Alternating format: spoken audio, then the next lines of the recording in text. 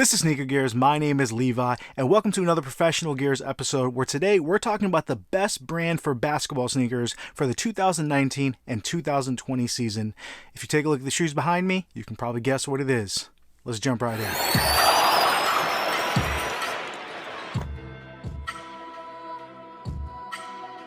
If you're new to the channel, thank you for tuning in. Please subscribe, give this video a thumbs up if you like it at the end, and as always, put your comments below. I try to get back to everybody, but if you haven't followed me, last year my brand of the year, kind of unspoken, was Adidas. I had a 3-part series talking about their entire lineup, and they did a great job because they had something for all kinds of players. They had a max cushion, they had lightweight, they had max support. You had options from light strut cushion to boost to bounce.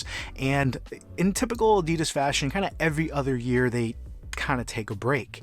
So this year, pretty much everything is lightweight, everything is minimal cushioning, and there's not much to speak of in any max cushion or max support. So they took a step back. Nike just has a huge lineup, and it's tough to go over everything, and it's a lot harder to make choices. Under Armour is pretty much all the same shoe. You have court feel base, that's decent cushion, it's not bad, with moderate to minimal support, so you have a range there, again very finite, and overall decent traction as well, with nothing being absolutely crazy, but they still have some good traction setups. So that leaves us with essentially Jordan Brand. And they have just knocked it out of the park. If you're looking to get a sponsorship for a school, or if you're trying to get a lineup of shoes where, hey, I'm not sure what to get, but I want to get 2 or 3 pairs and make sure they all work together, Jordan Brand has just a complete lineup, and that's what I want to get into today. All right, so if you go to Nike.com, Jordan Brand actually only has 3 shoes. They have the Jordan 34, the Why Not 3, and the Jumpman 2020, keeping it very simple. Now, if you go to Eastbay or to Champ Sports or Finish Line, what have you, their performance lineup expands to anywhere from 7 to 9 performance sneakers, but even then, they all have a purpose and a reason. So I do have a couple behind me, you can check it out. I have the Jordan 34 SE, which I think is the best execution of the Jordan 34. I have the Why Not 2 SE, which is way better than I thought it would be, simply because I have the Why Not 2, I have the Jordan 34s, and I didn't really think I needed something in the middle, but honestly, if you can get a hold of it, it's an awesome shoe. And on the lower side of things, I have the Why Not 3, hopefully you can see that behind me, as well as the Jumpman 2020, and they all fill a really nice need. So we're going to start kind of from the bottom, from the budget model, and work our way all the way to the Jordan 34, where you can see what you're paying for and what suits your taste as far as your personal preference on court, your performance needs, and your budget. So yeah, let's get into it. Starting with the most budget models, the cheapest Jordan model you can get is either going to be the Jumpman Hustle or the Jordan CP312. Now the CP312 is getting much harder to find, so I'll leave it off the list, but if you can find it, I do have a full review. Definitely recommend it. For the price, for the performance, doesn't get much better.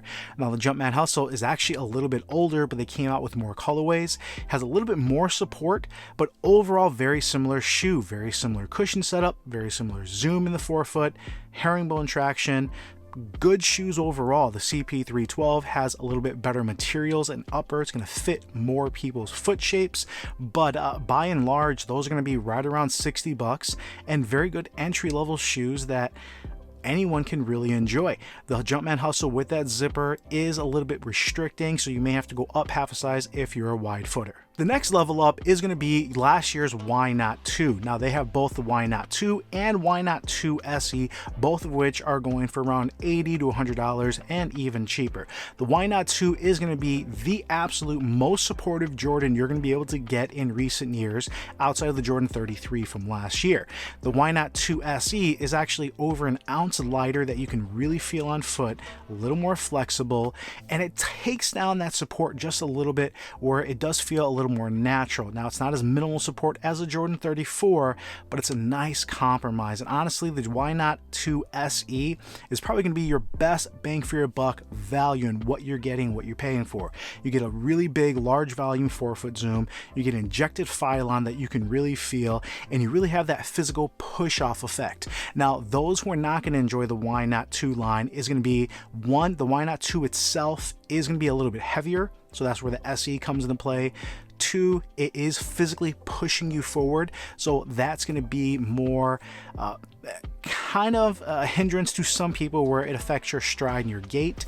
And finally, just having those rounded edges. It does feel quick, but because of the way it's shaped on both sides here, essentially you never quite feel as stable as you want to be. So something like this is amazing, but if you want that flat, completely stable base, we do have other options for you. Our next tier is actually the Jumpman Diamond Mid and Low, both of which have kind of been taken off the market. Hard to find. It was about $120. Haven't really seen them on sale anywhere. And to be honest, I did try them on. They run narrow. They were quite light, not Jordan 34 light, but still they were a very light version of a shoe that had a very similar zoom forefoot setup like the CP3 or the Jumpman Hustle, which is why it wasn't a shoe I think that was doing great. I don't think you're missing anything with the Jordan Diamond just because you're getting most of the performance that you would get from the Hustle or the CP3. And if you want more cushion, which I think is the whole point when you're spending a little bit that high of money, that's where the Jumpman 2020 comes in. So again, Jumpman Diamond, good shoe overall, but it isn't highlighted in any factor of being the lightest, having the best traction, or the most support in any regard. So I kind of wanted to get it. I think it's a great looking shoe, but it does kind of fall behind. Now the Jumpman 2020, this is a shoe that is just really spot on. This comes in at $110. You have been able to get it a little bit cheaper depending on the colorway, and this has a huge large volume zoom air unit in the forefoot that you can really feel. And the biggest difference between this and your 34 and Why Not 2 is it just has a smooth transition. Heel to toe just feels really nice. The forefoot zoom is nice. The heel foam is actually really soft. This is a little bit less bouncy but softer foam and smoother transition than even the Zoom Rise, which is very highly touted. Now, because of the mesh upper on this, it is quite a bit lighter than Zoom Rise, has a lot less support, but this is very similar support to what you're getting on the Jordan 34. So if you like this cushion and you want that smooth ride but you want a little bit more support, then that's where we're stepping up to the next signature line. The Why Not 3. This is one I wasn't sure I was going to get just because I was very disappointed they kind of neutered it down from the Why Not 2. It doesn't have that propulsion plate or flight plate, speed plate, obviously eclipse plate, but it does have a very big forefoot zoom unit. This thing is segmented on the outsole as well as the zoom pad, so it has a nice flex to it. This zoom pad actually feels larger than what you're getting in almost any other Jordan, but because it has the flight plate, you don't have that push-off effect. What they did as well is they made the heel foam fairly firm. It's harder than the Jumpman 2020, way harder than injected Phylon and Why Not 2, so the transition isn't nearly as nice either. I can do a full review on this guy, but essentially this shoe is meant to be on your toes. You want to stay completely playing in the balls of your feet, and it works in that regard. Traction has been solid. Now this is another $20 up from the Jumpman 2020, but you're getting a massive amount of up support as an upgrade, and this is the most support in the Jordan brand lineup. So if you want something with the most support, you're still getting plenty of cushion. I like how they made it not quite a high top, it's not quite a low, it's a very nice compromise here. This reminds me a lot of the Why Not 1, not quite as completely flat and wide of a base, but very close. So you feel much more stable than the Why Not 2. And again, the Jordan 34 just takes things up a notch where it's lighter, has a little better transition, it's physically pushing you forward, and it's to me it's a better shoe. But if you need the support, this is a lot better than I thought. Let me guys know if you want me to do a full review and comparison on the Why Not line. And finally, we have the Jumpman, or the Jordan 34. Now, this is the SE edition with the additional overlays and the super structured upper. This has the most lateral containment out of any of the Jordan 34 lineup colorways. They have came out in, now this would be the 4th different colorway available for the Jordan 34. And this model has been unbelievable. It is lightweight, it is max cushion. Because of that propulsion plate pushing you forward, you're still able to play very quickly. Traction has been just solid with herringbone. I do have a direct comparison videos and a review, so I don't want to really get into a full review of this, but for $180 you're getting kind of the best shoe on the market. And I say kind of only because the people who won't enjoy this are going to be those who have a wide toe box. This plastic piece right here can definitely get in the way. This is a size 12, and because I have a wider midfoot, I was able to get away with it.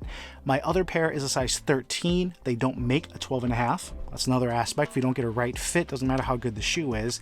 That ran a little small in that colorway, so that still fits me really well, but I did have to do quite a bit of break-in where this piece felt a little bit better. Also, if you have a flat foot, the way this arch is right here with the Eclipse plate essentially really does push on your foot. So if you have a flat foot, it doesn't matter what kind of insole replace, this thing is just going to be in the way. And finally, if you just need max support, as far as you want to feel really locked in, you want to feel foot's not going anywhere, this version does a really good job, but the Why Not 3 is going to be a little bit more supportive. The Why Not 2 has a lot more support, but doesn't have that flat, stable base, which is a nice trade-off in what they offered on the Jordan 34. Now, some of the shoes that are still available and or are coming out are what we're going to talk about next. All right, now you can still get the Jordan 33 Low. That's one, if you can find on sale, that has one of the best traction setups of all time. So I wouldn't hesitate to get it, but the support on that as far as the lateral containment is not nearly as good as what they had in the standard 33. It's also not nearly as comfortable as anything that they put on the market for this year. So it's a little more firm riding. It still has that kind of forward propulsion that Jordan Brand is known for, but it's a nice shoe. If you play on dusty courts, that traction setup is beast. As far as for what's coming out, you have the Jordan 34 Low. Now that, by all regards, looks to be exactly like the Jordan 34 with a little bit less material. In my opinion, some of the colorways coming out look a little bit better, and it's just going to be a little bit lighter. It doesn't look like it's actually that much lower. So I can do a performance review on that, but if you wanted to save a little bit of money, the Jordan 34 is $185, and I believe the rumored specs are going to be either $175 or $160 for the 34 Low. Save your money, get the Low. You're not really getting any less support, and from the reports, it should have the exact same cushion setups. You're not really losing out on anything. So what makes the Jordan Brand so good? Well, hopefully going through this, you have something for every budget. You have a level of cushioning and a level of support for whatever needs you're looking for. You have that propulsion plate that really pushes you forward that no other brand is really offering. And you're able to get these at various levels. So if you want something with max support and say the Why Not 3, but then you also want something that's a little more plush, more cushion, go with the Jumpman 2020. If you have the Jordan 34, but you want to wear something for outdoors that you can beat on, then get the Hustle, get the CP3 on the lower end, so you have kind of a 1-2 combo. But no matter what kind of player you are, the Jordan line did a great job of offering something really for all kinds of players. Guys, girls, all my athletes out there, hopefully you enjoyed this video. If you got something out of it, if you have any questions, shoot them in the comments below. As always, please follow us on Instagram at Sneaker Gears. You can go to our website, support us by getting one of our Velocity Raptor insoles, and let me know what you guys think. If you have a favorite brand, or if you want me to go over different topics or do any direct comparisons, I'm always open, I'm always listening. Really appreciate you guys. This is Levi Sneaker Gears, and I'll come at you later.